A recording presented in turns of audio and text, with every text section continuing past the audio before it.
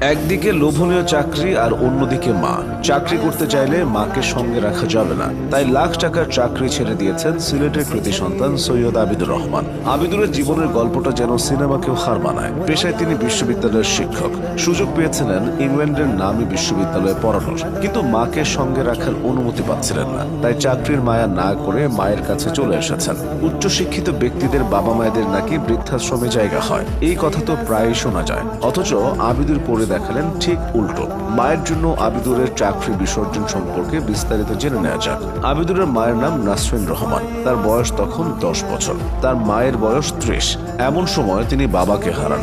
এমন অবস্থায় আবিদুরের মা চাইলেই 2 সন্তান ফেলে আরেকটি বিয়ে করে সুখের উদ্দেশ্যে কোথাও পাড়ি দিতে পারতেন, কিন্তু সেদিকে যাননি এই মহিষী নারী।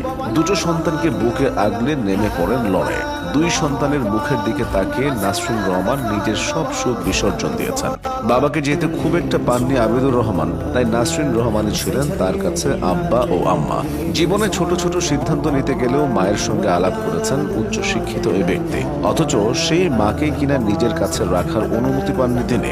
তারই জের ধরে ছেড়েছেন বড় অঙ্কের টাকার চাকরি। টাকা নয়, মাকে আগলে রাখতে চেয়েছেন বর্তমানে শারজা বিশ্ববিদ্যালয়ের সহকারী অধ্যাপক হিসেবে কাজ করা আবিদুর।